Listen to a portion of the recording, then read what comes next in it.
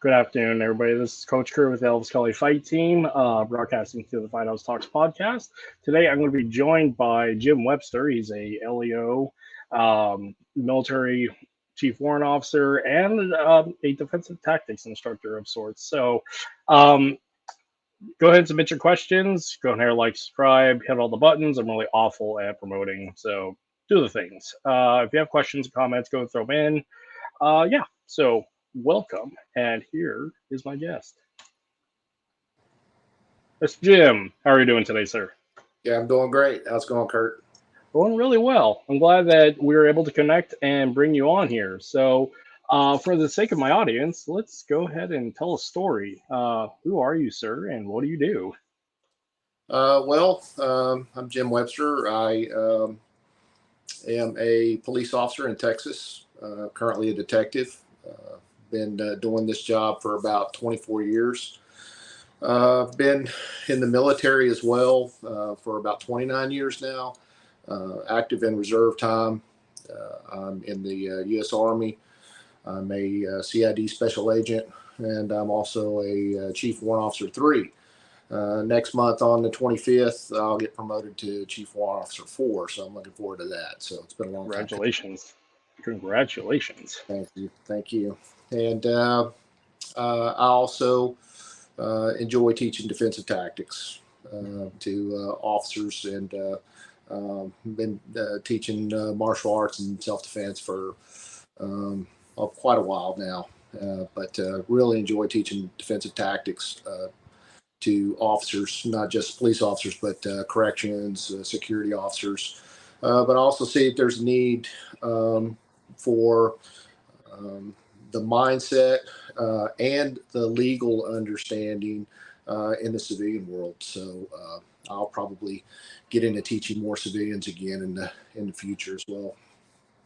Now, there's a lot of care and concern about the different levels of force that can be utilized with a badge and authority versus that in the civilian world. And also on top of all that, use of force and land warfare law for military. So want to explain that a little bit for our audience? Well, I mean, there's rules for any use of force, whether you're civilian or whether you're law enforcement or whether you're military. The rules you're operating under depends on what your area of operations are, what your mission is, different things like that. But for the most part, for law enforcement, the goal of defensive tactics is to achieve an arrest with the best possible outcome for everybody involved. So you don't want to use too much force, but you also can't use too little force. You have to use enough force in order to achieve the goal as safely as possible. A lot of times that things don't go exactly like they seem to go in training. So you have to be also ready to escalate force, and you have to also be ready to de-escalate force as appropriate. So sometimes those things in the heat of the moment become a little challenging for some officers, especially if there's a lack of training there, or if they don't have a good enough understanding of how, when, and why to use force. That's really interesting because from the standpoint of civilian, because as martial artists, we do quite a bit of training, and we spend years in the world of what if. Now, in the aspect of what is, I mean, it's operational specific, it's situational specific, and for a lot of people out there, they relegate down to usage of a tool. It's tool centric, it's weapon centric, but there's a lot of these issues about, like, you have to go hands on before you can go to other things. So what are your thoughts on that as well? So not necessarily. I mean, really, it depends on what the threat is in front of you. I mean, the force continuum for officers or for civilians, if you like, is not necessarily a ladder. It's a loop. So if you're in the center that circle, you might have to jump to any use of force level that you feel is appropriate at the time. So it's not that you have to move up the ladder step by step. You have to, you have to choose the appropriate force. It just has to be reasonable. It has to be necessary, and it has to be proportionate in that. Obviously a push or a shove isn't going to warrant a gun or a knife being pulled. It's just not that level of force. It's too much. So, but if you find yourself in a situation where the force is at a level that could be catastrophic to you or your family, then you escalate to that level of force that is appropriate to the threat that you're facing. So it doesn't necessarily have to be hands-on first. A lot of times it will be hands-on first because a lot of times you won't even know that you're being attacked. It could be a total surprise. That happens a lot. And so you'll probably have to go hands-on first so that you can, until you can earn the draw, if you do to go to transition to a weapon. That is also very interesting because when we talk about self-defense, and we're jumping ahead a little bit, but we'll jump back a little. When we're talking about self-defense, it's specific to women's self-defense because this has been a broad topic brought up several times on this podcast. And the general consensus within the network and the community is for women, it's weapons first before hands because dealing with the size, weight disparity, and also the violent intent disparity. And it's interesting compared to a male perspective where they have to ratchet back on their level of physical intensity and ratchet back away from the weapon. And it's an interesting perspective when it comes to personal protection and self-defense. I'd be hesitant to say that women can immediately jump to the weapon because that's something that can get anyone into a lot of trouble. I mean, the force, again, the force has to be deemed necessary. It has to be deemed reasonable, and it has to be deemed proportionate.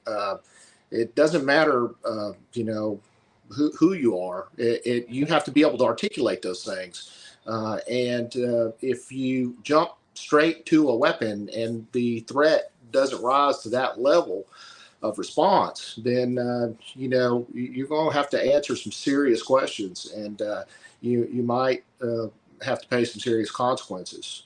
Now, not to say that if someone thinks that they should transition to that weapon immediately, that they shouldn't. Not suggesting that. It's all situational and subjective. So each encounter is going to be different. There's no cookie cutter solution to any of this stuff. So I would just say that you need to have an understanding of when it's appropriate to introduce a weapon to an encounter and when it's not.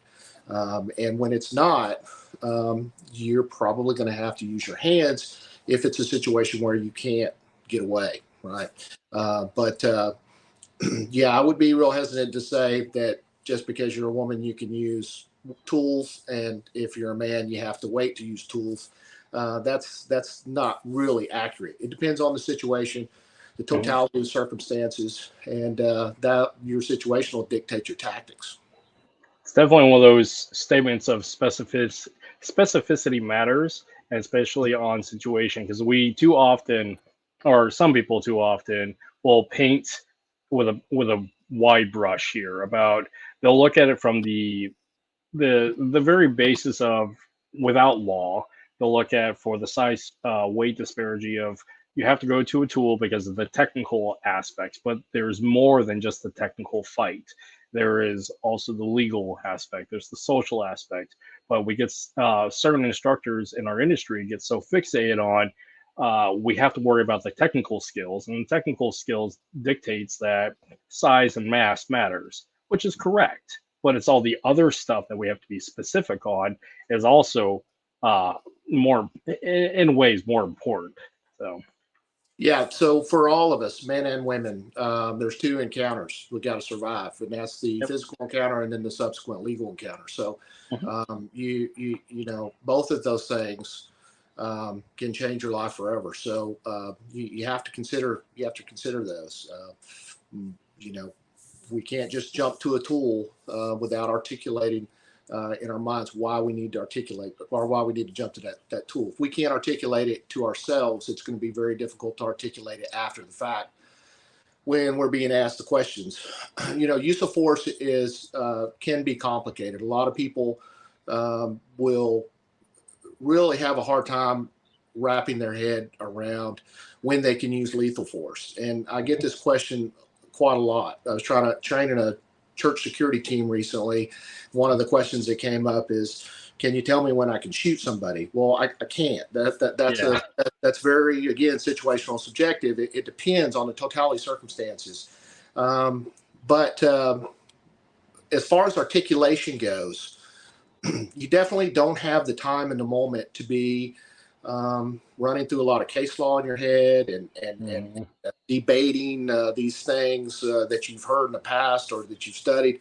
So what I've kind of come up with that I teach people is that if you can quickly articulate that you have to take a life in order to save a life, that life could be yours or someone else's, then that should be enough articulation for you to respond with lethal force. If you can't articulate to yourself that if you don't immediately use lethal force, that someone's life will not be taken, yours or someone else's, then you're not at that level of using lethal force. You're not. Yeah.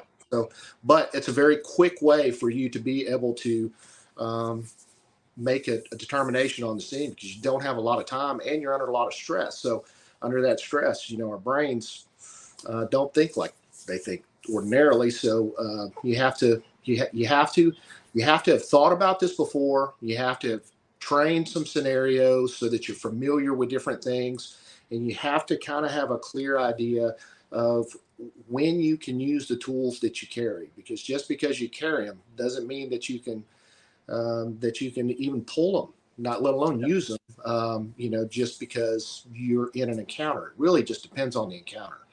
Yeah, and it's interesting about just the personal protection world and the education side of that is there's a lot of focus on the physical standpoint, especially when you're doing a 4-hour weekend seminar. We want to pack in as much physical tools as possible, but it's the real work ahead of time is dealing with the intellectual stuff, dealing with the heuristics, dealing with the problem solving, and going through all those thought experiments, which is fairly boring in certain perspectives, and this is why people shy away from it. But it's the most important part of the training, because the physical stuff, that just takes time and experience. But for the intellectual side and the logic side, that is the hard stuff to actually get through, but it's the most important stuff to get through because people's attention spans don't want to focus on that. And one of the things that I've discovered over the years is that the really good classes start with a lecture, and they focus a lot of time on the doctrine, the lecture, the rules of law, and just like the perspective of talking about this is what your brain does when it's hijacked into a fight, flight, freeze state, and which side of the brain is actually operating here, before they get into the physical tools. But a lot of the industry is so fixated on, let's do the cool guy stuff first and talk about the important stuff later, if ever. So. Yeah, man. I mean, that's the nature of the beast. I mean, people. A big critique you'll have is if you spend a lot of time with PowerPoints or a lot of time with lecture, is at the end of the class you're going to have some critiques that they wish it would have been more hands-on, because people want to come there and they want to learn the physical skills. I think that the soft skills, the situational awareness, the mindset, different things like that are hugely underrated, and people don't spend enough time studying those, because that's really where it's at. If you think about the OODA loop, observe, orient, decide, and act, if you broke those 4 components down into equal pieces, 25% each, then the first 3 are going to be mental, not physical. Only the action part is physical. Just about everything we do is going to be mostly mental, not physical, but yet we spend most of our time training on the physical aspects, and it's unfortunately the soft skills get neglected. There's a guy out in California who teaches BJJ. I heard him comment one time that he gets a lot of people that come into his school and ask about how to get out of a rear naked choke. And he tells them every time, brother, if you find yourself in a rear naked choke, you messed up a long time ago, right? Yep. So there's a whole lot of things that happened before you got in that rear naked choke that maybe could have changed, why you got there. So we got to think about that. Situational awareness, avoiding something is if possible, is the best form of self-defense. Making good judgments, not going to stupid places with stupid people and doing stupid things. That's a real that's a real important philosophy to practice, because most of the people who I've dealt with over the years who've been victimized have been in the wrong place at the wrong time with the wrong people. And so there are things that can be done to make yourself less of a target. And a lot of that has to happen before it happens, because when it happens, when it kicks off, your signature move that you work on all the time in the dojo, or your go-to tool on your belt, it might not be available to you because it might happen so fast and be so overwhelming that you don't even get a chance to do it. Yeah, the majority of the time we're on a action reaction deficit, and if it's a truly legitimate self-defense situation, we're typically on the receiving end of it, because preemption is a tricky subject. So with that, we are having to respond to a situation physically because we failed to be proactive and preemptive in the soft skills. So we're being ambushed. So, like, looking even back to military doctrine, the majority of our physical doctrine is reactionary unless it's a preemptive doctrine. So, like, Battle Drill 1 Alpha is a reaction to contact. So, and this idea of the skills reaction deficit is a tricky thing for, like, education, because people have to accept that the majority of the time, if I'm having to react and utilize this skill set, I've already failed at a lot of the stuff ahead of time, and I'm already behind the power curve, because we're not allowed to take first action, because that means a tricky situation. A lot of times we're not, in a position to do that. But again, it depends on what you can articulate. Yep. If you understand how what violence looks like, if you understand what precursors look like, then you're better able to articulate maybe why you did a preemptive strike. If a person steps back with their dominant foot and they're clenching their fists, what happens next, right? I mean, this is it's not hard to figure this out. Just that information, being able to articulate that, could mean the difference between you using a preemptive strike or not.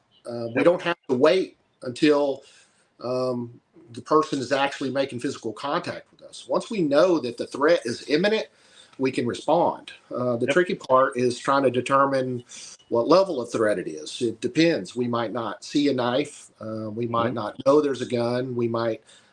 There might not be a gun. It might be a cell phone in a person's hand. The person might be reaching for a cell. So there's a lot of tricky things in here that we can't just jump to conclusions. But it's I look at it like when there is an encounter, we have to immediately start collecting fractional intelligence. What is this person's mannerism? What is his stance? Are there weapons? Can we see printing, in the waistband? Is there a clip in the pocket? Is there, other people with this person that you may have to deal with? Is there a way for you to get out? There's a lot of fractional intelligence that you have to start collecting immediately if you have the mental wherewithal to do that. And once you collect enough fractional intelligence, hopefully you'll be able to make some actionable intelligence, and you'll be able to do something that will either counter, evade, or it's something that'll help you to survive the situation, if it is actually that type of situation that is where you're at risk or your family's at risk. A lot of times you can't run. I hear people say all the time, well, you run food, just run in an attack. And I have a drill that I run people through where I show them, you're not going to just run. If you have the space to run, Mhm.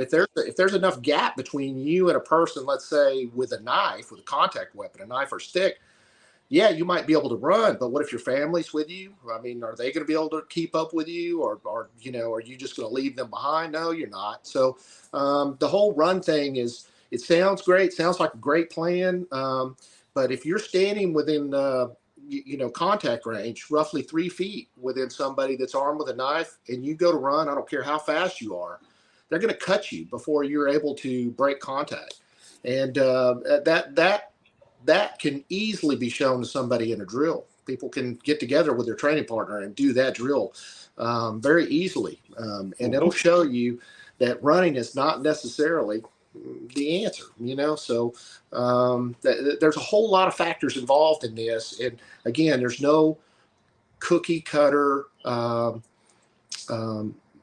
solution to any of these things. There's only options. And so you just have to be familiar with the options and that you might have in your toolbox. And each scenario, you have to determine which one of those tools is appropriate for that tactical problem. Agreed. And again, this is that aspect of the soft skills. There's so much more involved with personal protection and self-defense. It's not just Yeah. the empowering, learning how to punch and kick and do all those things. And that's the part about what's important for people to learn and focus on. And this is where like conversations like this are invaluable, so we can actually continue having this as a normal thing, because the fact is we physically can't interact right here, and the people listening can't physically interact, but they can still listen and learn passively as to like the doctrine that is necessary outside of like the physical skill sets. We had an interesting comment back here from a friend of yours, it seems. Mr. James Hobbs. He asked, what are your feelings on martial arts in law enforcement?" So I'm a fan of martial arts. I've been involved with martial arts in some form or fashion for a very long time, since I was a kid. But police defensive tactics is a different thing altogether. There might be some similarities, but it's not so simple as to just say we'll take martial art X and then we'll incorporate that at the police department, and it'll be great training for all the officers and they'll be able to use it on the street. It's different. It has to be tweaked. The same way for a soldier in the military. A martial art, as it is typically practiced, when it gets into the realm of use by soldiers or Marines or airmen, it has to be tweaked somewhat. And also there has to be a lot of the traditional elements stripped away. Not because there's anything inherently wrong with those. It's just the time that it's going to take to learn some of these skills that they're going to use. They don't have a lot of time to study, a lot of the historical traditions and things like that come along with a traditional martial art. In some ways, it's really irrelevant to them, because the thing that they need mostly is the skills to be able to survive the types of scenarios that they're going to encounter. So martial arts are great. We just got to keep that into context of, what are we going to be using it for, and how does that fit what we want to use it for over here? And if it's on the law enforcement side, it really just kind of depends on what tools we're going to need from that martial art, and how we need to tweak it based on the type of scenarios that we encounter, which are different than the types of traditional scenarios that you usually encounter in the dojo. We can't just one doesn't necessarily become the answer to the other. Just like I couldn't train somebody in defensive tactics and then enter them into a karate championship. It's not good. It's a different world. It's a different thing. There's a different set of rules, and we have to tweak it just enough to where it fits into the rules that we have to work under, that we're with under the constraints that we fall into. And again, it falls back to that age-old great answer to all things is it depends. Yeah, Operational, professional, situational, it depends. yeah. So, backtracking a little bit, so explain to my audience here, because we have a fair amount of people logged in. Can you go back and explain your professional background, and more importantly, what got you into your various professional backgrounds? The military, I've got about 29 years in the military, off and on, active in reserve time. Um, I am currently, as I said before, an Army CID Special Agent. An Army CID Special Agent basically has two different career paths currently. They do major case investigations, things like homicides, sexual assaults, things like that. They have CID offices at every Army base, and their purview is what we consider on the outside felony level crimes. All right. The other career path for CID agents is protection, and that's currently what I do. It's what I've been doing for the last 10 or so years. The protection that the Army currently does is for the Secretary of Defense, all the way down to the National Guard Bureau Chief. We didn't used to protect the National Guard Bureau Chief, but because the National Guard is Air Force and Army, every few years they switch from an Air Force general to an Army general and back again to Air Force and back again to Army. It gives them a unique status as kind of similar to a Joint Chief, which we also protect the chairman and the vice chairman and Joint Chiefs of Staff. The main principles are mainly Secretary of Defense, Deputy Secretary of Defense, the Chairman Joint Chiefs, the Vice Chairman Joint Chiefs, the Secretary of the Army, the Chief of Staff of the Army, and now the National Guard Bureau Chief. We also do some other protection occasionally when foreign dignitaries come into the country and they need us to augment their security detail because we're from here and they need some assistance operating here while they're here. So, but that is mainly my job now. Before I became a CID agent, I did psychological operations in the Army, and I was an airborne paratrooper. And the reason that I left that MOS and went to CID is I had a bad parachute jump back in 2000 where I broke my tibia and my fibula. I had to have some hardware put in, and have another surgery to have the hardware taken out. I fully planned to stay in PSYOP, but I had a buddy of mine who had left PSYOP and went over to Army CID, and he told me how great it was. And at that point, I was already a police officer, so it kind of fit in line with my civilian career. So I thought I'd go over and give that a try. And I've been there ever since 2003. I've been in Army CID. Yep, that's really interesting because like the majority of the community here, especially like within the FMA community, Combatives community, is you get a lot of people that came from like the tactical level line infantry or combat arms background, because I mean it's the largest background per se that have a pool of bodies to pull from. But your military career is very unique and very interesting because you're up at the J and the G level, I would assume, when it comes to operational specific type stuff, because it's very different than like the tactical ground level stuff. Yeah, now it is in my CID career. It is. Yeah, for sure. That's really cool. So yeah, for everybody, yeah, there's much more to the military than just infantry. Sorry. Oh yeah, yeah. Well, and I don't know if I'd have been able to stay in this long if I would have, I was that tactical SOP company that I was in. I'm not getting any younger, and our the time we spent training was a lot more difficult than the time I spent training as a CID agent. So CID's been good to me. It's not a very strenuous job. It's a very tedious job, long hours, lots of time on your feet, lots of stressful driving and things like that. But I've got 29 years now. Don't know if I would have been able to stay in that long if I would have been in a line unit. Yeah, I can appreciate that because I didn't stay that long in a line unit, so I can totally appreciate that. So even going back further, what got you interested in going into military and going into law enforcement? Do you have a family background that's a long history in military, or is it something that was My unique and father, interesting? yeah, my father was in the military. He did 8 years. He was in Vietnam with the 11th Armored Cav. He was an Okay. infantryman as well, but attached to 11th Armored Cav.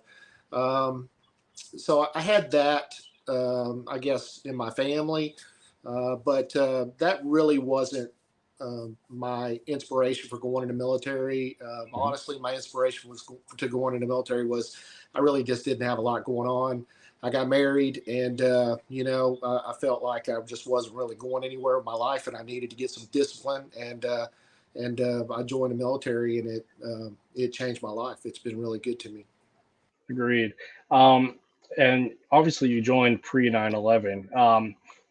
And the military, the army has gone through a lot of changes in 20 years. And what are, from your perspective, what are some of those interesting changes in dealing with CID and police work as to like pre 9/11, during, and thereafter? Well, before I got into CID, around 9/11, that was when CID kind of took the lead on the protection thing for Mhm. DoD, and opened up the door for us to get involved with that.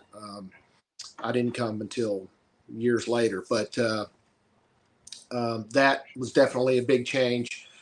Prior to that, pretty much CID agents were assigned to an office at a particular base, and they were just investigating crimes, or they were the SAC of the office, special agent in charge, and running the office. So other changes, obviously, the op tempo for various things within CID has changed. We have some an organization, a sub-organization within CID that investigates sensitive level crimes. For instance, the Pat Tillman case was investigated by that organization. We also have a anti-terrorism a component that works closely with special operations in identifying targets that we want to get into custody, and assist those units with capturing those people and bringing them into custody. We have computer specialists that work on cyber crimes. So it has changed over the years in that there are probably more um, components that do different things than traditionally what they used to do in Army CID. I can imagine after 9/11, you guys do a lot more agency interaction and cross pollination with probably state and three-letter federal agencies. Is that fair enough to say? Yeah, there's a lot of coordination. So whenever we're protecting a particular boss, if we're the advance team, when we arrive on ground, that's what we're doing, is coordinating with whoever's going to be supporting us. If it's California, maybe California Highway Patrol is going to be giving us motorcade escorts. It could be, if we're in another country, we're going to be coordinating with that host nation law enforcement or military intelligence to help us with the movements once the boss gets on the ground. It's the protection piece, at least in the Army, is fairly complex in that Mhm.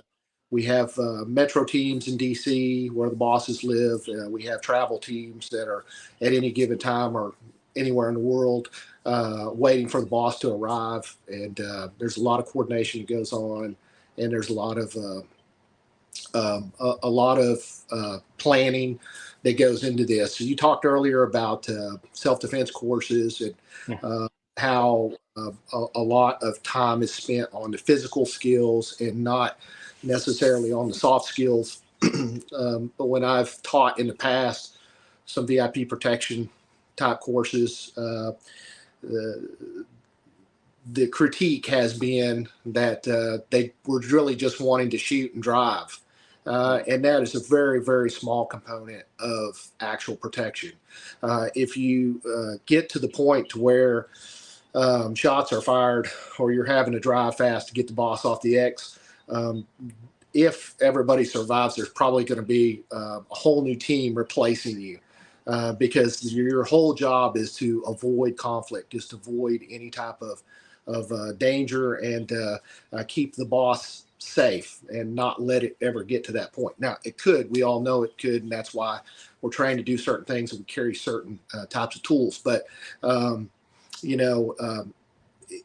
there's a whole lot of, dare I say, boring things that go into real protection work that, when somebody signs up for a class, it's not the sexy stuff that they maybe thought they were going to be doing. But it is important. It's probably more important than the hard skills. It's definitely one of those, to win the fight, you avoid the fight by denying the fight. Yeah, and for a lot of people, and we keep going back to this, people want to do the sexy, cool guy, punch, kick, drive, and whatnot, but there's so much more involved with personal protection and self-defense, and in a community like that is very forward-facing, like social media, for example. There's tons of videos out there about cool guy technical skill sets. I have put my fair share out there. You have your fair share, but again, that's what a lot of people consume, is the cool guy stuff, but very rarely anybody wants to sit there through a bunch of slides and say, hey, let's do some scenario training, or here's doctrinal stuff, because it's the odd thing about our attention span as a society, and also our perspectives and priorities. So, yeah. It's funny that you asked me a little while ago about how I thought that the Army's changed. Mm-hmm. Recently, when I was at a staff course, one of the presentations was that the Army's training model is changing to be more like Instagram and Facebook, because the soldiers that are coming in, that's how they're learning. They're used to watching a video that lasts 30 seconds or a minute, and moving on to something else. And so the Army is trying to, how successful it's going to be, I don't know. But the Army is trying to look into that and see how they can change their own training, because whether we like it or not, sitting down for a couple hours and giving somebody a presentation just might not be the best way for maybe the newer soldiers to learn. So they're at least looking into that and entertaining the idea of trying to go with something that's more like social media. I mean, there's a fair amount of social media influencers from the military and active military that are pretty hilarious, and they get to talk about some of those interesting things that we all know that happens in the military, but actually teaching stuff. I mean, humor is a great way to deliver true virtue and true value, but make it approachable because it's funny. That's been my way of teaching or talking about martial arts in general, as I do through humor. So I can see that model being utilized for the military, but it does run into this old school conflict of making sure you're professional first and not speaking bad of the big Army.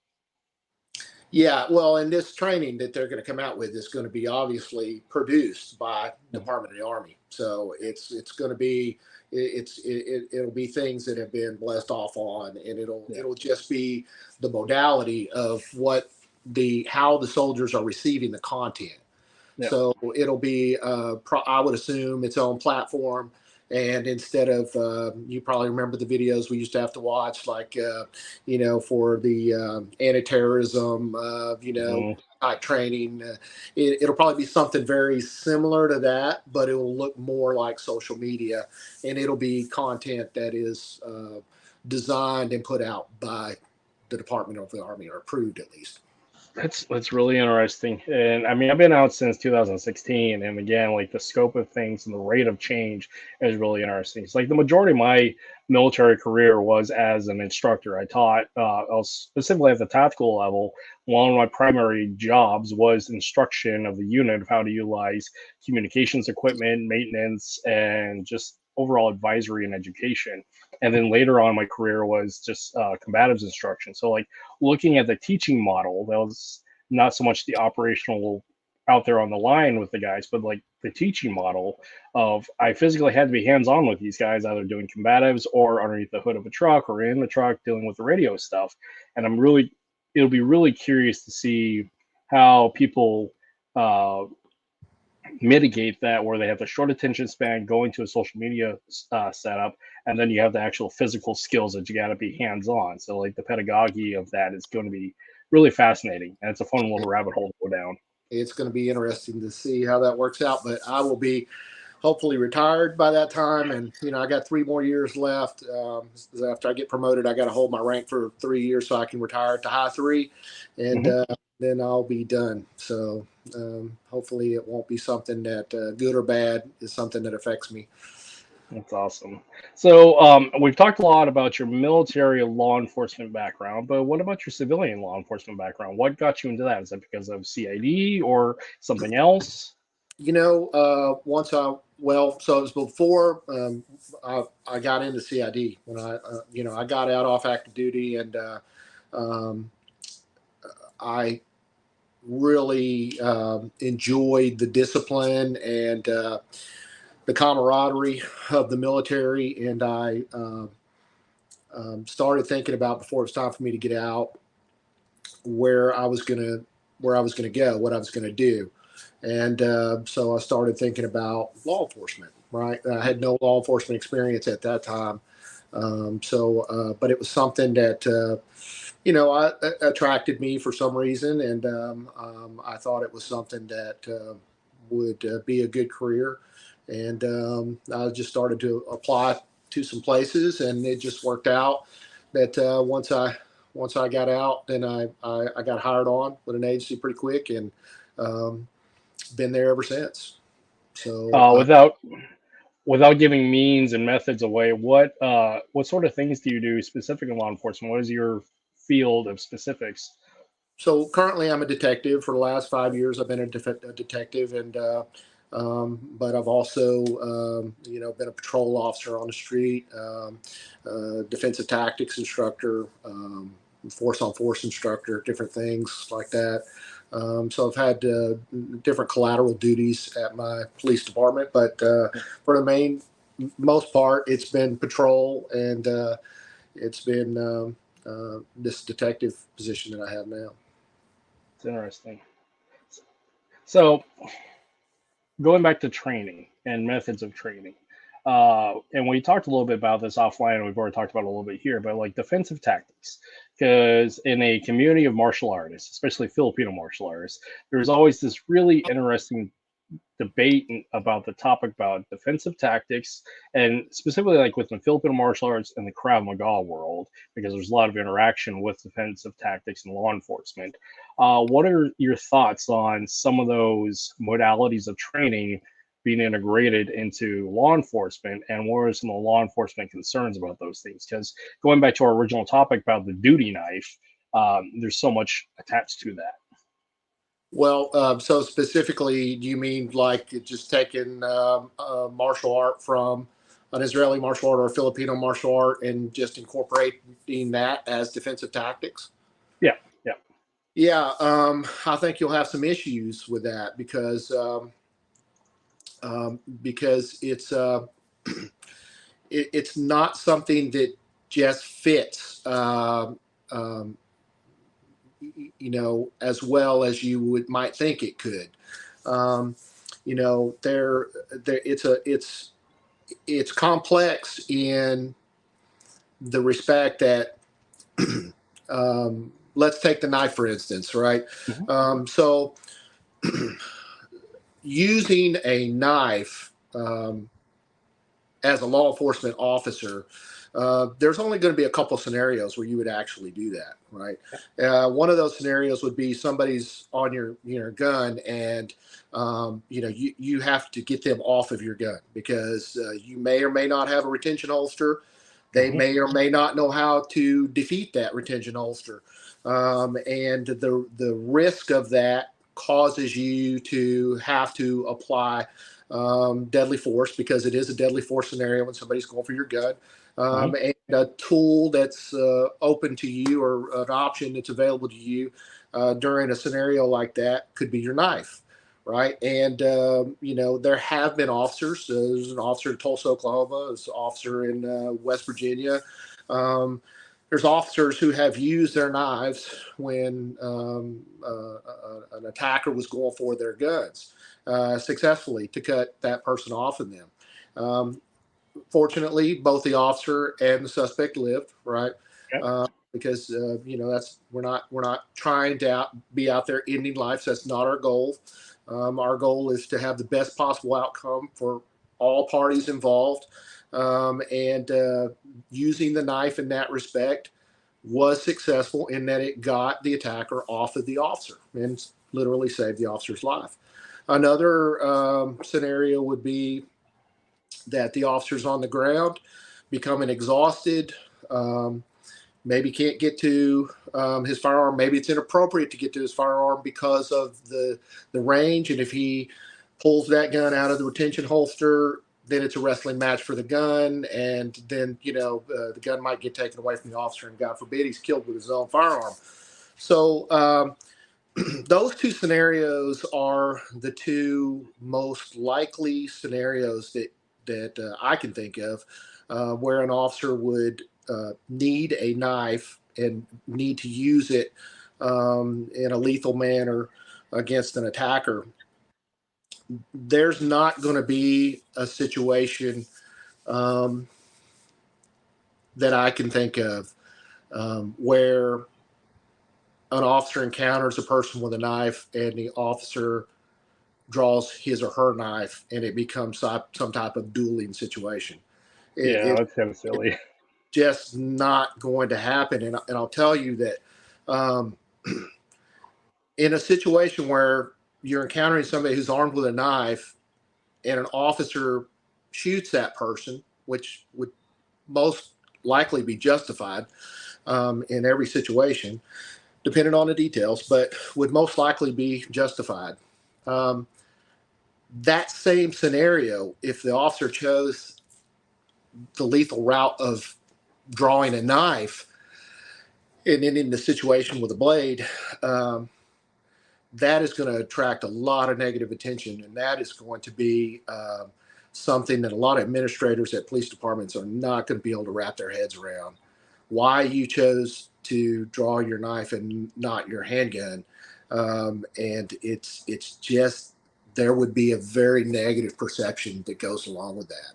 So I do a lot of sparring in my martial art that I do involving stick and knife. And I enjoy it. I teach it. I even show it to police officers and have police officers do drills with it. But I'm very careful to point out that the reason I'm having them spar with a knife is because I want to teach them distance management. I want to teach them coordination. I want to teach them speed, timing, all of those intangible things that you can tell people about, but you can't really teach them like a technical skill. They can figure that out through sparring, but you have to be real careful, because if a chief comes in and sees two officers in the gym knife sparring, then there's going to be some questions. And the question is going to be, why are you knife fighting? And, Right. and it's important to understand that the explanation for that is you're not dueling. You're not knife fighting. You're not training to be a knife fighter. You're training to learn how to manage the distance. You're training to learn how to, develop coordination. You're training to learn how to evade strikes. You're training for target recognition or threat recognition and target acquisition. You're training for all of these things through the sparring game. And there's really no better way that I have found to be able to teach people how to move their feet and how to move their hands and how to develop very good skills and body mechanics that'll save them in a knife fight, a fist fight, a gun fight, all different types of things. It's a universal method of teaching movement. You just got to be careful because a police chief or a police admin are not going to appreciate officers getting into some type of traditional dueling martial art involving blades, especially longer blades, because it looks like something that they are going to have to explain in the media if their officer uses something like that out on the street. And it's terrifying to them because, can you just imagine what that's going to look like on a news report, Yep. I mean, it is the tricky thing about trying to educate a bureaucratic structure as to the reasons why, and it's also like per agency and per supervisor trying to be able to articulate the reasons why, when the fact is they're more worried about budgetary agency policy stuff at the higher level of control, because it's just in the same of like teaching different forms of combatives in the military. You're still holding to a legal, social leaning forward bureaucratic structure. And what's odd about it is that they're losing skill sets and training that they should be educated on to better protect themselves against.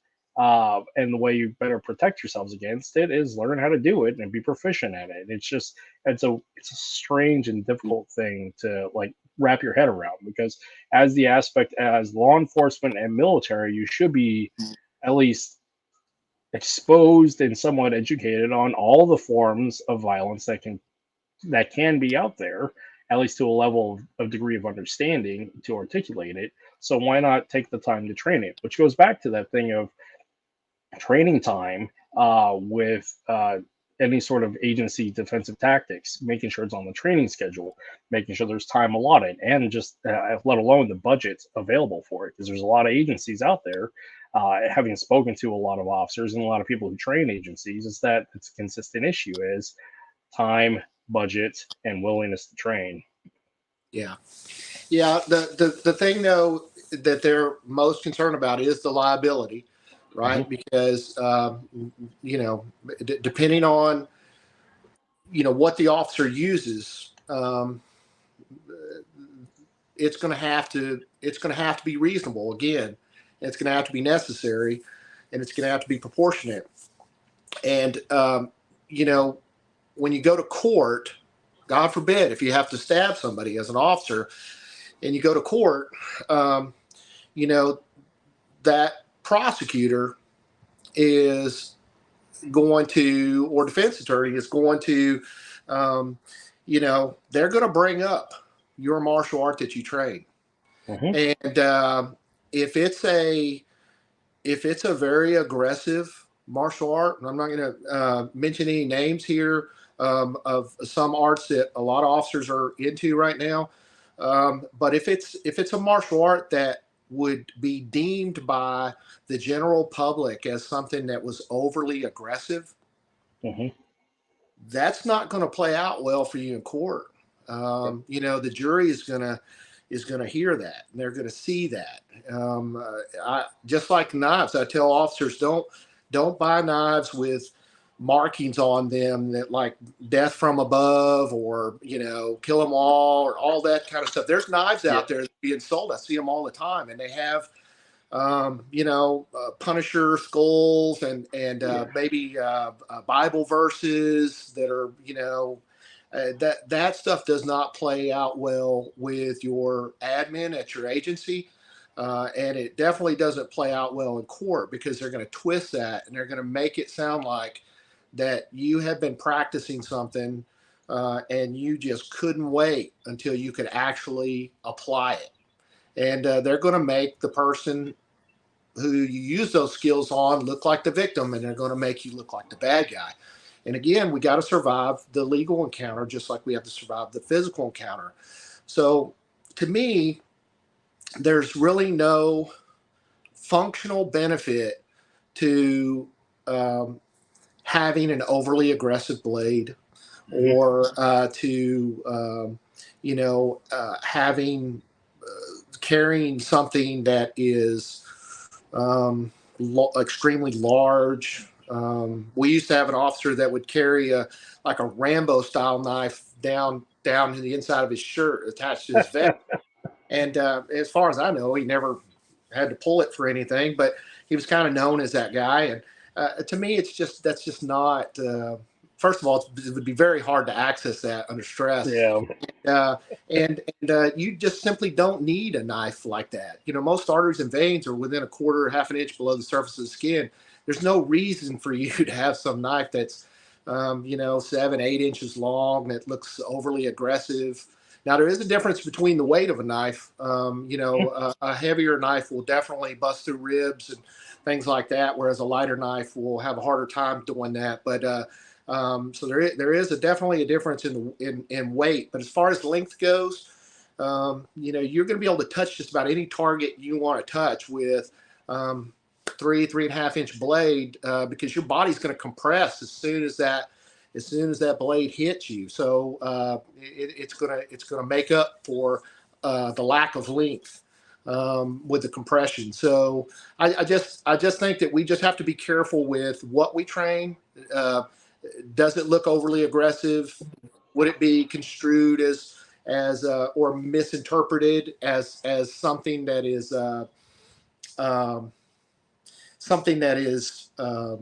training people just on how to kill? We don't want to have that stigma on us, whether you're a civilian or officer or whatever. You want to have the ability to say that this is the tool I carry, maybe a small knife, something, like this, not very large, but something that I carry as a tool every day, something that I could use to, if somebody hung themselves, to cut the rope down. If somebody's trapped in a car, I can cut the seatbelt off. If, I got a package, I can open up the box. This is my tool, right? It's just, unfortunately, on that night, the defendant made it necessary for me to use my tool to save my life. That's how you want to look on the stand. That's how you want to look in court. And I'm not meaning that that's just how you want to look, like it's a lie, or it's just a way of making yourself look like the victim. That should be your philosophy. Your philosophy should be that this is your tool. You might have to use it in a lethal force encounter one day, but it's definitely not something that you're that you're hoping for. I mean, it's definitely not something that you want to even be perceived as somebody who is looking for that type of encounter, because it's going to change your life one way or the other, whether that's physical or whether that's legal, and it's going to change the other person's life who's on the receiving end of that. So just be careful, I guess, a roundabout way. I guess I kind of got off on a rant with that, but be selective in what you train. I think all martial arts can be effective, but be careful what the underlying philosophy of that martial art is. And if it is overly aggressive with some type of mindset of just death and destruction, you might have to answer for that. If you're a person that trains in that and you ever have to use it, it's going to come up, and it's not going to make you necessarily look like a victim on the stand, whether you are or not. Yeah, there is that higher accountability. I mean, aside from the profession of arms, but the perception of a profession of arms. So, like martial arts, specifically like Filipino martial arts, Krav Maga practitioners, people that are highly combative, there is that higher social expectation and of liability and accountability. Because, like in the case of agencies where you have a badge and a gun and authority to utilize and execute the law, there is a high standard of accountability as to making sure they are meeting all those social requirements, legal requirements, because we, the general public, the citizenry, have given them those authorities to execute even up to lethality with that. So it's that higher priority, that higher responsibility. And the same with military.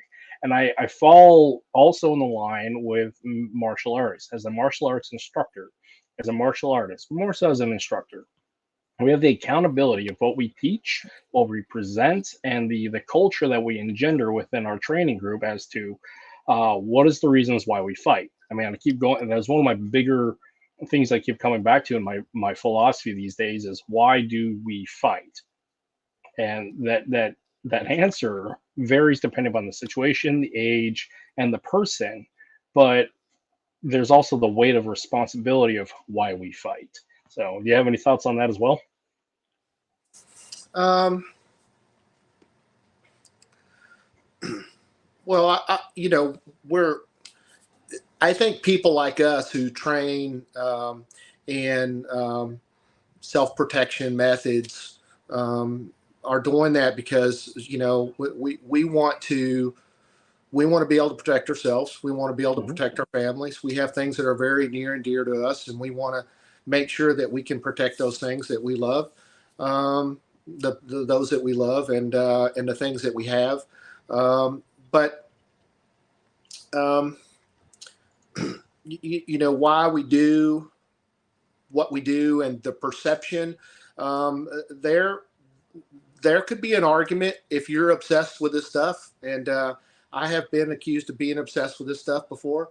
I've had interesting conversations with people and one of the things I try to put out on my Instagram is to show the reality of what evil looks like. Like it's not necessarily what we see in Hollywood, where somebody's 6'10" and they're 300 pounds, solid muscle, tattoos all over their head, very scary looking.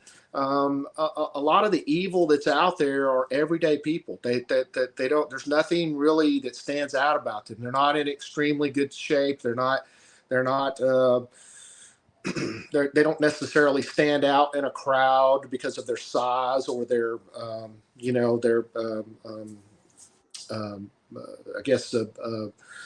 potential ability to do certain things.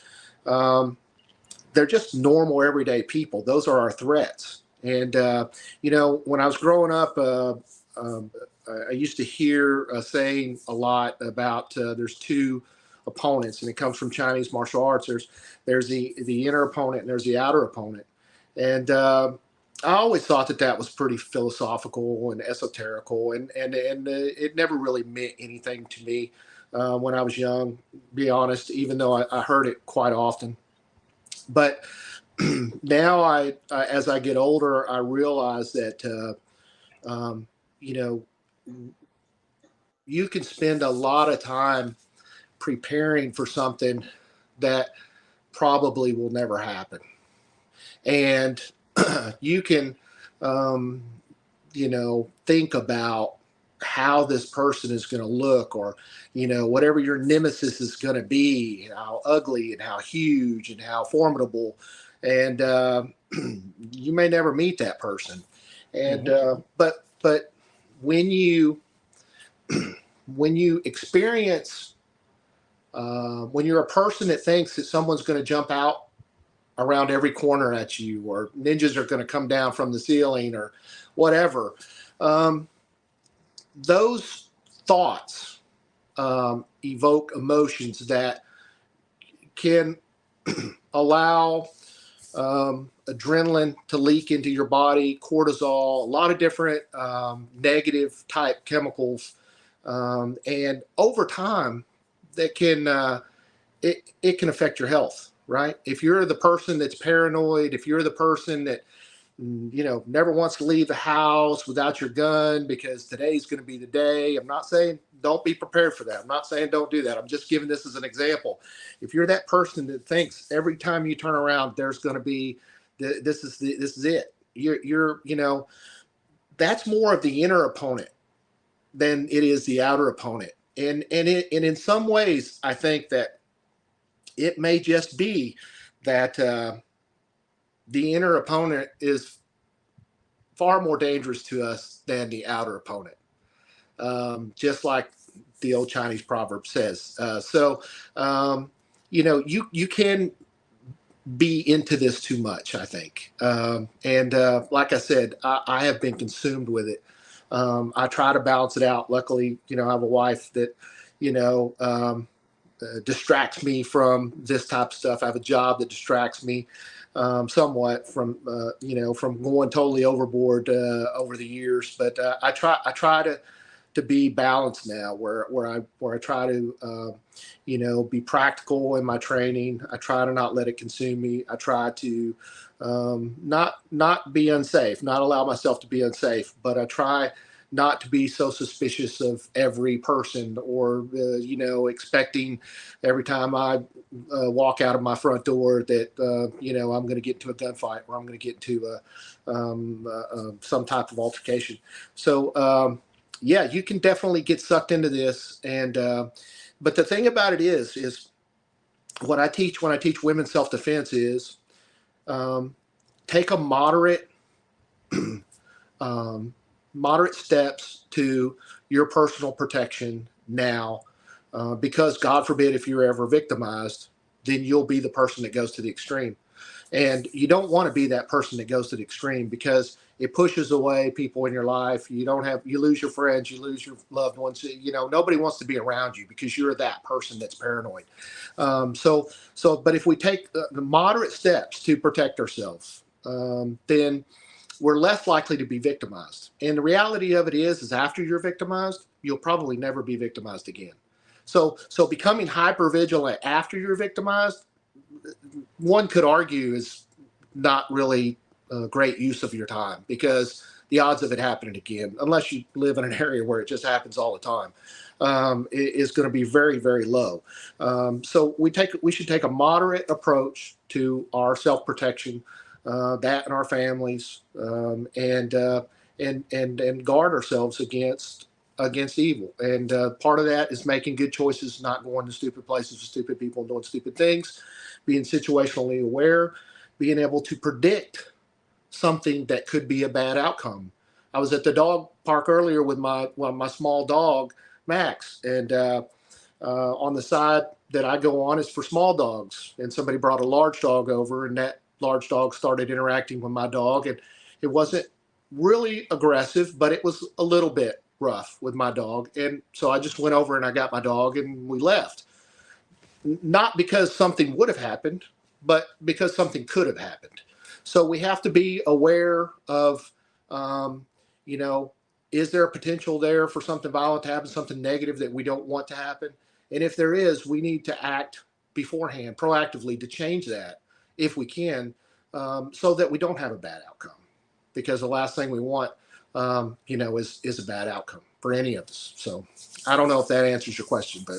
No, that was a great answer, because having been that guy, like a lot of people have been that guy at a certain stage of their life, in their military career or their self-defense career. But there, there's an issue about, like, not an issue, but it's an interesting cycle about age maturity, where we get consumed about the physical standpoint of what we can do because we're wired to do that, because of social and culture, because of our physical capabilities, the environment that we're consistently around, and professionally and personally.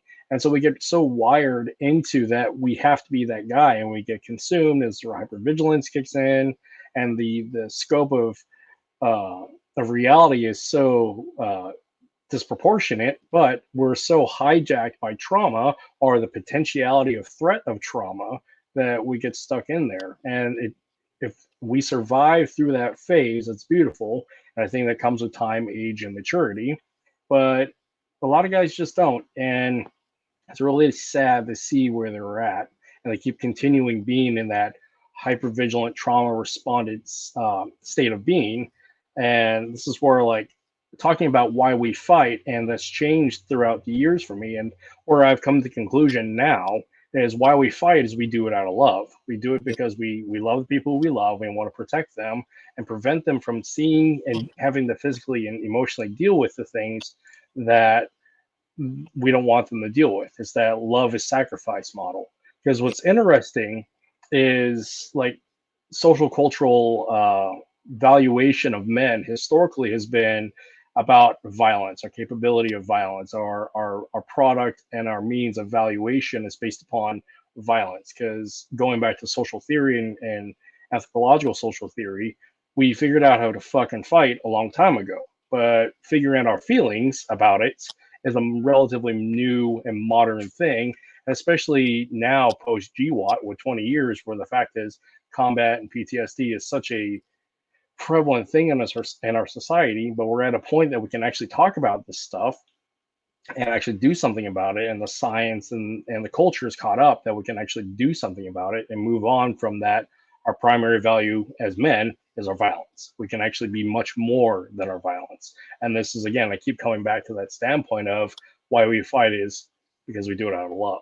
And that does not put it into that is all that we are worth. Because a lot of guys with the backgrounds particular to us and other backgrounds that are particular in the profession of arms, they get so stuck on that identity piece that I'm the sheepdog, I'm the defender, I'm the warrior. It's like, well, dude, you're a whole lot more. You can be a father, you can be a husband, you can be a loving brother, you can be an artist, you can be so much more than just like the hyperfixation of violence and my capability of violence and the generational trauma attached to that. Yeah. Yeah, I mean, that's why they call it a warrior poet, right? You got to be the warrior first, right? So that you can survive long enough to be the poet, so it has to work like that. It can't be the poet warrior because it doesn't, you're not around long enough to be able to, to enjoy your wisdom. So, yeah, and I agree with you that we fight because of what we love. But just like when I'm guarding a principal,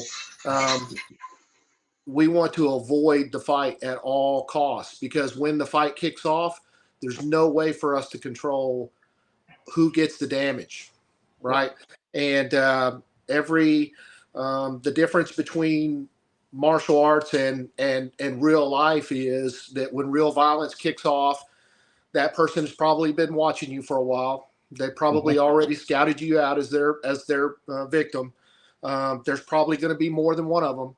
And there's probably going to be weapons involved, and you're probably not going to see it coming. So if your family is in that situation with you,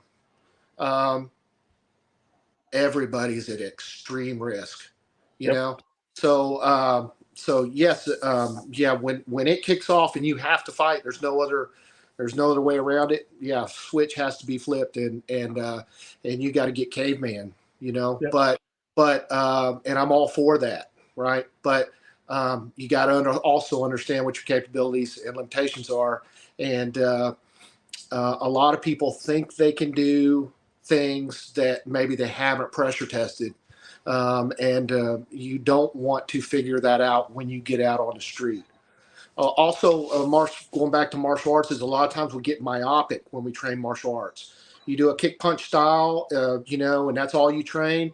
You get to where you think that your threat is going to require a kick punch solution. You do a grappling martial art, and that's all you train. You get to where you think, that threat, whatever threat you're going to face, is going to require a grappling solution. Same way with a weapon art, knife and stick. You might start thinking that's what your threat is going to look like. But we can't be myopic like that, because we don't know what the threat is going to look like. And the threat may involve any of those things or all of those things. And we have to be well-rounded. We have to understand that the threat is not just what we train. If we're a Taekwondo guy, it's not just another person throwing high kicks at our heads, right? If we're a grappler, it's not somebody that wants to just take us down to the ground. We get myopic also in the rules that we operate in within our martial art. And I've heard people say before a video gets released of a fight goes down to the ground, a guy accesses a knife and he stabs a guy, who's obviously got some grappling skills. And I hear comments, or I see comments that that guy's a coward, right? Well, you may very well be right. He may be a coward, right? But it doesn't negate the fact that the guy just got stabbed on the ground because he wasn't operating under the same kind of rules that you're used to operating under. So in the real world, like I said, you may be right. He's a coward, but it doesn't matter really who's right. It matters who's left. And, it's if a knife is going to be involved, you should be preparing for that. And if the ground is going to be involved, a stand-up person should be preparing for that. So we should be prepared for wherever the fight takes us, because it does choose us. We don't choose it. We need to be able to go wherever it goes. And if that involves, just, punches and kicks, then so be it. If that involves throws and going to the ground, so be it. It may also involve a knife. It may also involve a gun. We need to know how to deal with those things. So if our training system only covers one of those things or two areas of those things, but not all of the functional areas, then we're setting ourselves up for potential failure. What Paul Vunak calls people who are not prepared to stand up or take the fight to the ground or deal with the weapons, he calls them gamblers, because that's exactly what they're doing. They're gambling that what they do is going to be what is required to deal with the threat they face. But that's a risky kind of a risk that you're taking that is it's not very logical, Yeah. To use a phrase, combat is chaos, and this is where the wide scope of training and experience is important to help mitigate the chaos. This is why we go with a principle-based tactics approach to combative situations. But the fact is, despite our intentions to take the initiative, control the battle space, the enemy and the universe have a big say, even more so of a say into that altercation, because the enemy and the universe may not be operating in the same rules. Because as us, as legal law-abiding citizens, we're trying to do our job and trying to articulate our legal defense. We're operating within the scope of the reality of the law and rules. Combat, chaos, and the enemy, they're not operating on that same playing field. So what's interesting when it goes back to like the usage of violence, when to use a Phil Larson's quote, when violence is the answer, it is the only answer. But to add on top of all of that is, well, there's more to it. Yeah. So, and that's a tricky space. Yeah, there's a tricky space, and like again, we keep going back to the articulation of it. There's a lot of combat principles out there that we use as good things, mnemonic devices, like quick phrases like when violence is the answer, it's the only answer. Those who cannot run, fight. What else? Another principle that we use, like fight space management. There's a lot of these really cool, flashy terms that we use, but putting them into perspective with enough time, training, and daily, not daily conflict, but like physical struggle to help us build the heuristics to actually go through that tree of information and come out with a critical response, having gone through that critical thinking process. I mean, that's the daily training. Yeah, getting strong and getting physically set to deal with all the physical standpoints is the ultimate end state of dealing with a physical altercation. But it's all that pre-game, all that pre-fight stuff that is, again, we keep coming back to is the more important skill set. It's also often the most neglected skill set. But we still need, I think scenario training should be incorporated into more so in the martial arts. It is in some martial arts, maybe even a lot of martial arts now. It wasn't when I was younger, but it probably is now because it's so important.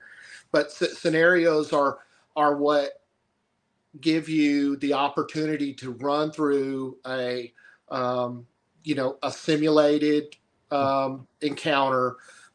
It's an artificial environment, right? It's not real, but it has this safety net there, but it allows you to think. It allows you to think through a problem, and then afterwards, which is so important, is like an after-action review, like we did in Army, is to be able to talk about it, to talk to a student and say, now, why did you choose that? Why did you transition to that? Why did you do, whatever it is that you did, and give them the opportunity to learn how to start to go over these things in their head so that they can talk to themselves. Because a lot of people will just say, play the what if game. But a lot of people don't have enough information to play the what if game. because they don't have a background in actually even what to do. So how can they even do that with themselves? So you're teaching people on how to do that. You're running them through the motions. The body can't go where the mind's never been, and we have to be able to run people through realistic scenarios. You talked earlier about teaching weapons to females for female self-defense. I would argue that a bigger threat to females is what we see all the time, is that another female grabs her hair. And how many self-defense courses are teaching women how to deal with somebody grabbing their hair? But they're teaching them how to put their keys between their fingers and, where to strike a male. Again, we're talking about what is the threat they're going to face. Well, it could be a male, but male and female defense is different. Males have more egos, we could say. You can run into a guy at a bar and spill his beer, and he wants to go outside, and you go outside, maybe there's a couple other guys waiting on you, and you get beat up because you put yourself in that situation. The ego kind of led you down a road. Women don't typically do that. Women are typically more vulnerable to people that they know. But they're also vulnerable to, we know, from that they can have, combative encounters with other females, right? We see videos over it time and time again. And I can't think the last video I saw of two girls fighting where the hair wasn't grabbed and one achieved a dominant position by controlling the head just with the hair grab, and how important that is to understand how to deal with that. But I don't see a lot of people teaching that. They focus on the 6'4" male and attack the groin and punch to the throat. Well, maybe that'll work, maybe it won't. I don't know, but we need to take a hard look at what it is that we're practicing, what it is we're learning, what our objectives are. And again, it'll go back to those soft skills, trying not to put yourself in that place to begin with.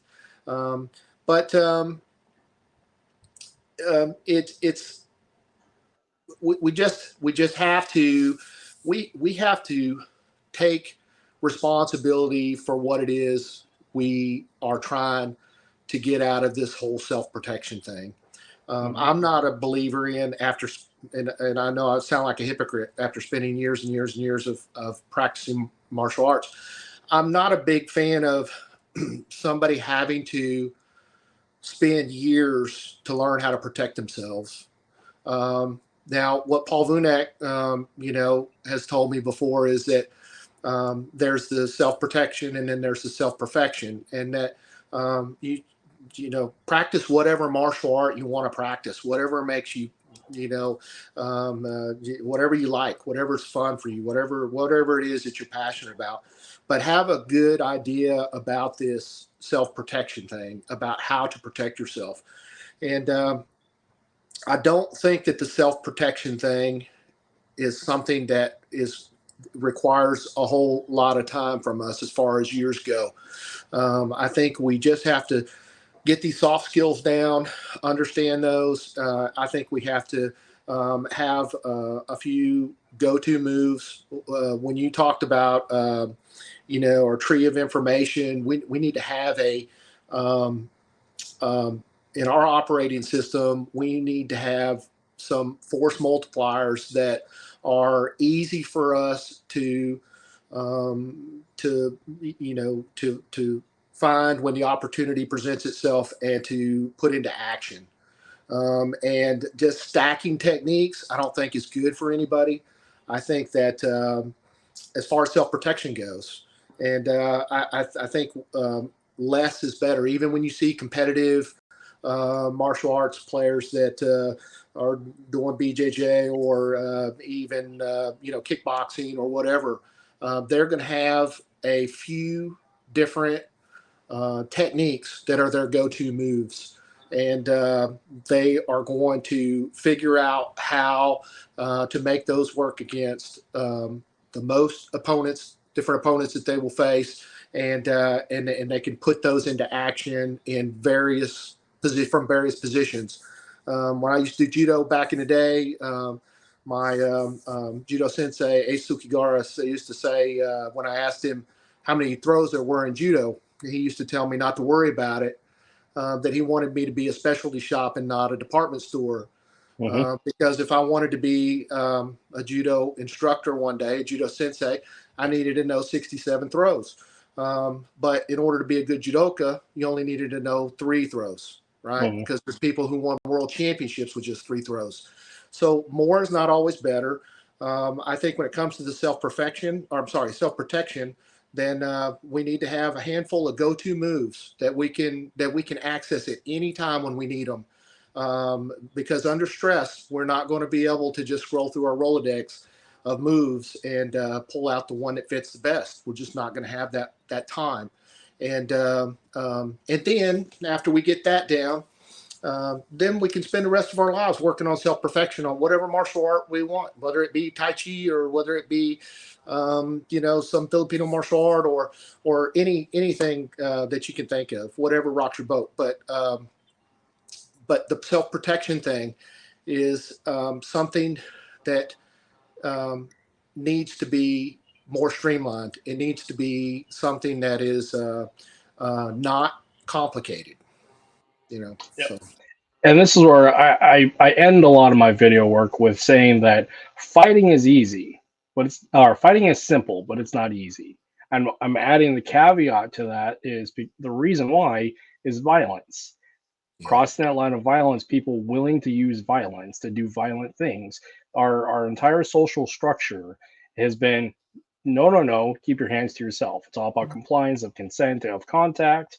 And for a martial artist, for somebody who has to put hands on to deal with a violent situation, even though fighting is very simple because it's principles based, it's tactics based, the things that work always work because the human frame hasn't evolved, the tools change. But the fact is, fighting is really simple. It's not easy, again, because the willingness to cross that line to utilize violence, that mental switch, is the hard part. Because a lot of people, as the majority of people who are using self-defense or training self-defense, are those who are law-abiding people who are not intending to put themselves in the situation. They come from a law-centric social background. Versus criminals, they're going to use violence as a medium of valuation, glorification, social status, and as a tool to accomplish whatever task they need. And again, for the average middle-class American taking a self-defense course, that soft skill to make the switch is the hard part of why fighting is hard in that regard. And what's interesting, where I go at this idea about like trauma-informed instruction or criminally traumatic informed instruction, is I go at the criminal creativity mindset. I talk about this often about when we're developing training scenarios. Is how do we look at this from the perspective of a criminal being creative enough to get away with what they're going to do?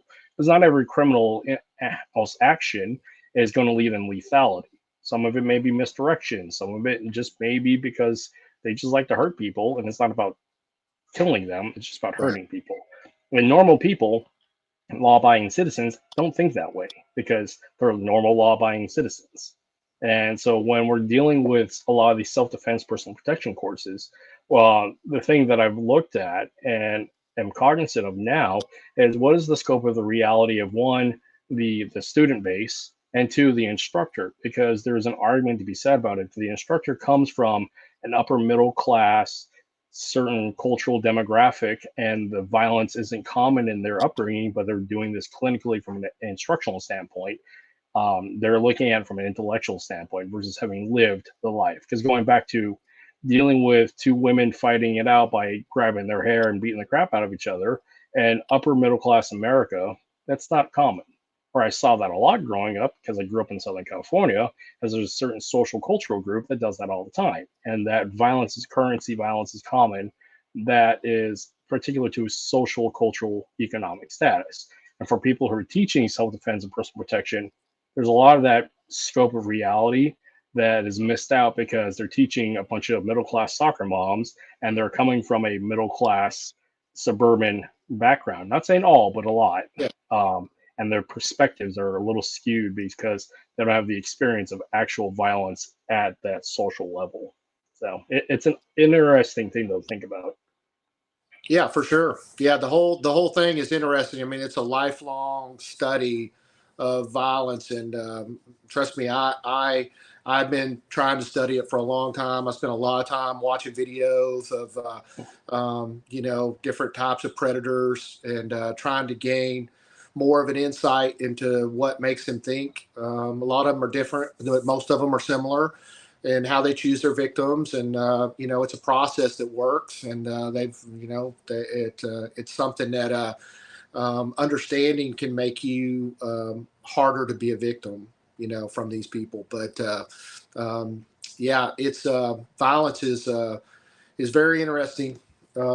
And it's very scary as well. And I think that's something else that gets lost in a lot of self-defense courses and martial arts courses, is just how scary it is. And I think people come away from learning certain things, feeling maybe a not so realistic idea about what it's going to look like, or that they will be able to counter it with what it is that they've studied or they've learned, or with what tool they're carrying. A lot of people go and get handgun licenses, or carry a handgun, and it's in their purse, or it's underneath their seat, or it's somewhere where it's inaccessible, and it's something that they would never even be able to use, even if they could use it. There's a lack of realism, I think, in a lot of different training systems, and a lot of self-defense systems are lacking that. And it's something that can set somebody up for failure, I think, because it's like you said, it's not simple. It's very complex, but it's also very dangerous, man. Ernest Emerson, the knife maker, refers to it as capacity over capability. And these criminals out here they're not like you and I. They're not people that follow the rules. They're not people that want to do the right thing. They've already proved, a lot of them, not saying people can't be rehabilitated. I'm speaking generally here. I'm one of them, been rehabilitated. So yeah, but I'm saying that there's a lot of hardcore violent criminals that they don't have any problem taking it to the next level. And whereas the average people like us may have a problem for whatever reason. We may have some type of religious conviction. We may be afraid we're going to break the law. We have some type of stigma that we're thinking about while they're not thinking about it. They're just acting. And a person like that is very dangerous, and very hard to deal with. And just because you got a black belt around your waist doesn't mean you're going to be able to deal with that, because that aggressive intent and that murderous mindset or violent mindset, that's way harder to deal with than I think people think. Yep, it really is, especially doing role playing scenario training, because when I was doing work with a couple of police officers here locally, one of the scenarios it was one of the consistent scenario trainings I was doing is this issue about gun, or going to the gun, because it's a consistent thing that law enforcement is having to figure out and dealing with the force continuum. So the thing that I was doing is presenting different role acting characters. And now, again, this is something driven by me, because not everybody does this, not everybody has capability of it. But for me, I presented a variety of different role playing characters and situations, and seeing what they're going to do. And it was really curious to see the majority of the time how many times the officer went to the gun, or like their inattentiveness or incomplete approach to making sure that the situation is all the way it is. Because staying within the scenario, we only index when we cross a certain line, but making sure we're still staying in the scenario, because there's plenty of times where he thought he got the situation under control, and then another weapon comes out, or lulled him into his false sense of security and safety, and another weapon comes out, or like the different presentations of maybe somebody's just a little off, somebody has some mental health issues, somebody's actually doing violent intent, or somebody is obviously aggressive but doesn't result in violence. But having that scope of capability of presenting these different characters in a role-playing scenario, not everybody has that capability. And what I find it is really important because it's what separates some good training to some better training. Because like utilizing the military side, like when we're going through scenario training for like NTC or anything else, the role players and the buy-in to the situation is so important because you get it up so real as possible. People buy into the training and it puts them in that mindset. And then, like you said, you have afterwards the AAR, the after action review, to actually go over and say, hey, what did you do great? What did you not do so great? And how can build means and modalities to train afterwards. But all this comes back to like time and willingness. And a lot of people don't have the time or the willingness to pursue this as a lifelong pursuit. And this is why, again, it's a small bit of the community that actually does this. So it's fascinating to see where and what methods people do for training.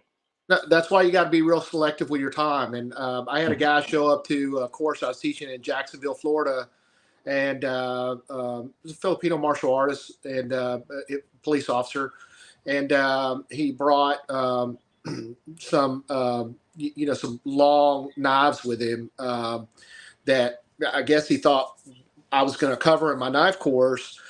And I'm not opposed to studying with longer knives. I'm not opposed to studying, sword fighting. I'm not opposed to studying any of that kind of stuff if that's what you want to study. But the thing is, we have a limited amount of time. And so I try to focus on the things I'm going to carry and the things that other people generally carry, which is typically a tactical folder in their pocket and a handgun, if they carry that. So I try to, because my training time is precious, it's the one thing I'm never going to have enough of.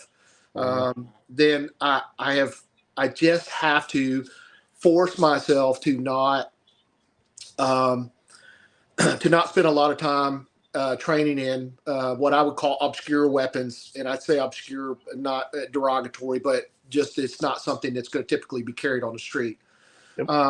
But make no mistake that if you have an understanding of the stick, which is a weapon of opportunity just about anywhere you go, if you have an understanding of a blade, you could pick up a sword and use it with very little training effectively.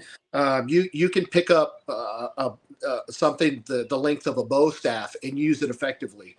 You could pick up a kama, having never studied Japanese or Okinawan kobudo in your life. You could pick up a kama and use it against somebody effectively.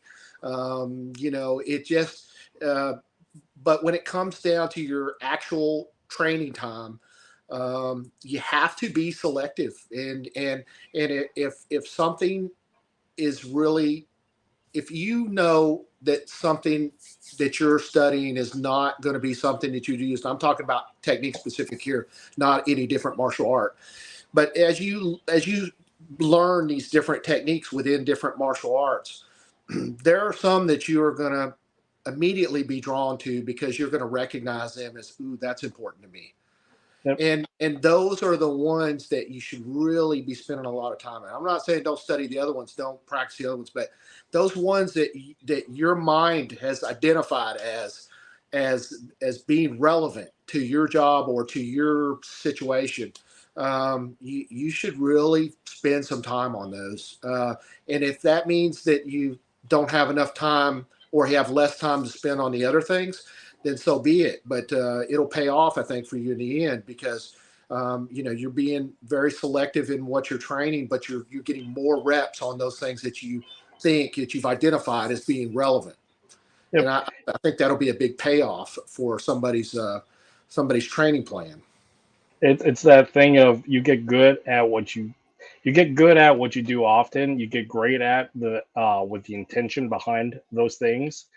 So again, the intentionality and having that honest conversation with yourself as to what am I doing, why am I doing it, and making sure that I'm having a clear distinction as I'm doing this for art fulfillment and uh, but not doing it for practicality and combat. There's a Yeah. significant difference between the two, and too often we find because of ego, ignorance, and naivete that one tries to be the other with at the cost of a catastrophic end. So having that honest conversation with yourself is saying, hey, what am I doing? Why am I doing it? And what is the willingness and limitations of that and me? And this is where pressure testing and sparring and fighting is very important. But again, going back to all this, is it's work. Not everybody's willing to put in the work. Right, right. And hey, it doesn't all need to be, I mean, you can do two different things simultaneously, right? I mean, if you have the time. Yep. If you love Taekwondo, and I studied Taekwondo for a number of years, if you love Taekwondo, then you can keep training in Taekwondo. But Hmm. that doesn't have to be your self-protection method. You could be also studying Krav Maga. Maybe that's your self-protection method. You could be studying Paul Vunak's rat system. Maybe that's your self-defense system. Whatever your self-defense system is that you've identified is going to be practical and relevant to your situation. But then you can also do the Taekwondo. But you need to understand the difference between Taekwondo and this other system that you're studying. The difference between self-protection and self-perfection. Hmm. Because if you don't, you're just kind of lost in the sauce. You're just kind of out there, you know, trying to absorb everything you can, but not knowing what the context is of where it fits. And you have to understand that. That's step one. Yeah, that and again that goes to that mindful intent. And what was I going out with there? I had a thought and I was writing down and I lost it. But what's oh yeah, the thought being is connecting systems. So I belong to or I'm participant in Dr. Kelly Warden's Natural Spirits integrated system, so NSI. And one of the things that I found with him and what I more lean my way toward him and his methodology is like the connection of the systems because it's principle based. It's and those principles lead into protocol, and it's not about a collection of techniques because combat is principle based. It's repeatable, and the tools and making sure the connections there because we're constrained to physical limitation of time and space in this universe. There's things that are common across the board.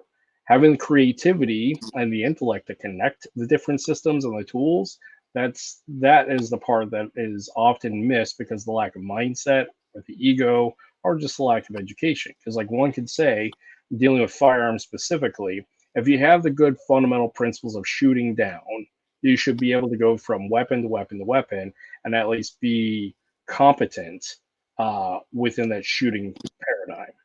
Not saying you're going to be completely accurate with a machine gun or especially a belt-fed machine gun, like with a butterfly. But between handguns and rifles and carbines, you should be able, with those basic fundamentals of marksmanship, if your principles and fundamentals are good, be able to transfer between them and connect them. Going back Yeah, to but I don't want to interrupt you, but no, that's fine. the one thing different between that and between a hot weapon and a contact weapon is the more moving pieces it has, the more Yeah. complicated it is. And I'll give you a real life story of me when I was going to SRT school for the Army at Fort Leonard Wood years ago. The first thing we had to do was qualify with a handgun. Well, in Hmm. Army CID, we carry SIGs. And Yep. at that time, there was no safeties. And the standard MP handgun was the Beretta. Hmm. And so we're going out to the firing line, and we're all getting handed Berettas. And I'd never fired a Beretta before. And I had fired a 1911 at my police job at the time. We were carrying 45s and Colts, and you know, the safety we flipped that down before we fired. Mhm. And but with this Beretta, you had Flips up. to flip it up, right? Yep. And so there's no training for SRT school. That when they send you to SRT school for the first phase and then the second phase, which is the sniper course, it's all qualification type stuff until you Yep. get to like room entries and things like that. And so we're out there on that line, and they say fire, and my gun doesn't go bang. Yeah. And the guy comes over to me and asks me what my problem is. And I'm like the only warrant officer in this class, maybe the only warrant officer that's ever been in that class. And he says, I told him I'm not familiar with the Beretta. And he, they weren't going to give me a crash course on a Beretta, but he did explain to me, how I need to manipulate that. I think only because I told him that he asked me what I carried, what I typically carry, and I said the SIG for CID, and then I carry a 1911 for my police job, and he liked the 1911, and I think because he was such a 1911 fan, he took some pity on me, he had a deal where he wanted me to shoot the staple on the target, and if I could shoot the staple, I could go, and if not, I had to leave, or I could stay. If not, I had to leave. Anyway, somehow I managed to shoot the staple, but it wasn't very far away, and after he explained to me how to work that gun, I didn't have a problem after that. But my point is that with the more complicated something is, then there is going to be a learning curve. Mhm. And you don't want to experience that learning curve under stress, because you're not thinking clearly, and problems become overwhelming. Problems that wouldn't ordinarily be overwhelming become overwhelming very fast. And it goes back to I'm all for being able to link the things that we have to make there's some type of synergy with what we're doing. But one thing that we do have to be careful of is not to have too many options. And I've heard some trainers in the last couple of years say that Hick's law is not a real thing, that the human brain is capable of making tons of decisions real fast, and it's not really a problem like it has been said in the past. Hick's law being the more options you have, the longer it takes you to make a decision. I would challenge anybody who does not believe Hick's law is a real thing to take the remote control that came with their TV, and then the remote control like Roku that they have now that only has a few buttons, and lay in bed at night in the dark and try to use both of those.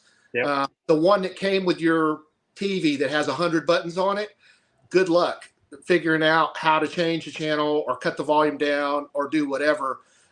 Just in a low light condition, you have so many options and you're not able to see. It's very complicated. But the Roku, in a very short amount of time, a very uncomplicated, just a few buttons on the remote, you can master that thing. And I can do all kinds of things with the Roku remote. And I could never, ever, ever figure out the remotes that came with my TVs. So there is something to be said about how many techniques you have in your toolbox, how many tools in your toolbox, because at some point, some become redundant. And that way, if you have tools that are force multipliers that you can use on various different types of problems, I really think that that's a something that needs to be considered, something needs to be thought about. In Hapkido, I studied Hapkido for a number of years and achieved some rank in that. And there's over 3,600 techniques in Hapkido. Now, I didn't get anywhere close to that. But my point is that you could be the supreme Hapkido grandmaster in Korea right now, and I don't care how long you've been training. 3,600 techniques are not at your beck and call at any given second. It's just it's just impossible for us to be able to do that.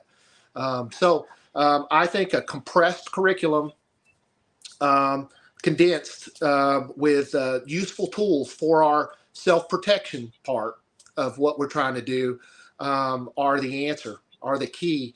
Knowing a little bit of this, a little bit of that, knowing enough. How much is enough? That's subjective. but you just have to be competent in a couple of different areas and know how to use a knife. It shouldn't take a long time to learn how to use a knife. I'm a big fan of knife. I'm obsessed with knife. I could show you my library in here with the knife books that my wife thinks I'm crazy, but anybody can pick up a knife and take another person's soul with it. Anybody can. It doesn't take any training. It doesn't take any experience. It can happen just like that, right? So martial arts, where we learn how to use the knife, we're learning how to use the knife against other people who know how to use the knife at or above our level of expertise, and we are learning the finer points about the knife, or we're learning a traditional aspect of the knife art. But the reality of it is, for us to be functional with that knife, we don't need to spend a lot of time on that. That's going to be more the self-perfection side. You put the pointing in the other person before they leak out. I mean, it's really that simple. That's pretty much it. And a kid can do it to an adult. It really does not take. It should not take a lifetime to learn. No, and the caveat back to my original statement that led on to this wonderful bit is that the tool's features will also dictate the usage of it, and as well as the targets. Because as you've seen with a lot of my video work, I do carenza and thought experiments with a wide variety of different tools to ask questions, and there's unique features that if the blade is hooked, I do specific things. If the blade is short, I do specific things, and that's where that creativity of connect and finding those connections is really important. Just in the same of like having the base principles down of the principle is I poke the guy enough times, I'm going to win, and the same, and that goes across the board. But the tool specifics, design, and features will dictate how I poke them. So that was the only caveat to like that statement there. Gotcha. Paul Vunek said that Dan Inosanto used to have them take various items like long 2x4s and shovels and different things you would encounter every day, and have them work with those, and you just pour them out on the floor, and they'd have to work and try to apply some of their techniques using just things that they'd never thought about. They weren't shaped like a stick or looked like a knife. It was just things, everyday objects, which was something that made them think. Again, that's that intent and principle-based approach. I mean, it's part of the reason why I do stuff with the rubber chicken is it's the intent and principle-based approach. Gotcha. But so, Jim, we've been at this for almost 2 hours, and this has been a great conversation. I do know about 2.5 hours, this thing starts sounding like a robot. So I appreciate your time and willingness to share wisdom and experience with me and my audience here. I would love to bring you back. Is there anything, closing thoughts you'd like to put out there? Anything like to put out as to what you're doing here anytime soon? No, not at the moment. I might have some military stuff coming up here in the future. I'm retiring from my PD in July, so I'm not really sure what I'm going to be doing, but I'm sure it'll be exciting and adventurous and rewarding. So, but I have had a great time talking to you, and I've really enjoyed it. So, excellent. Well, just for everybody, this is Jim's Instagram. Go ahead and follow him there. Find him there. He's got a ton of great videos. That's actually how he and I connected. And I would like to say one thing on the KAOS. So the KAOS is for 615. KAOS.615 is not some egotistical, narcissistic thing. The reason I use KAOS is to remind myself to keep all options simple. Right, that's my reminder. 615 is just my badge number, but KAOS is to keep all options simple, and it's a constant reminder for me, because if I violate that principle, then I'm going to fall into the very danger that the name implies. So KAOS is just a reminder for me that I use. I don't want anybody to think that it's I'm trying to use it as some kind of macho type thing. It's really just a reminder for me. It's been a guiding principle for me for a while to keep all options simple, because when I try to make things complicated, that's when they fail. That's awesome. Yeah, that's a great place for us to stop. I'm going to drop you down and do my outro, and I'll hang out in the lobby. once again, thank you for spending so much time with me and sharing your time and your experience and sharing all that with our audience. So I'm going to drop you down, say goodbye to everybody, and It's catch you in been the other great. end. Take care, Yes, sir. everybody. Been great. See you soon. Thank you. All right, everybody. That was an awesome podcast. It was an excellent conversation with a very interesting, well-informed individual. I look forward to like having more conversations with him and helping spread his information out and the things that he's teaching. Because if you check out his Instagram, he's got some awesome stuff out there. So it's definitely worth a look. A little bit of housekeeping. Let's see what we got coming up here. Girl Brian has a podcast coming up here at the end of the month with Terry Trahan, butchering that, but yeah, look for that. It's here at the end of the month, and just like everything else, just make sure to like, subscribe, do all the sharing things, and yeah, thanks everybody for hanging out with me. Have a good time, and I'll see you guys later.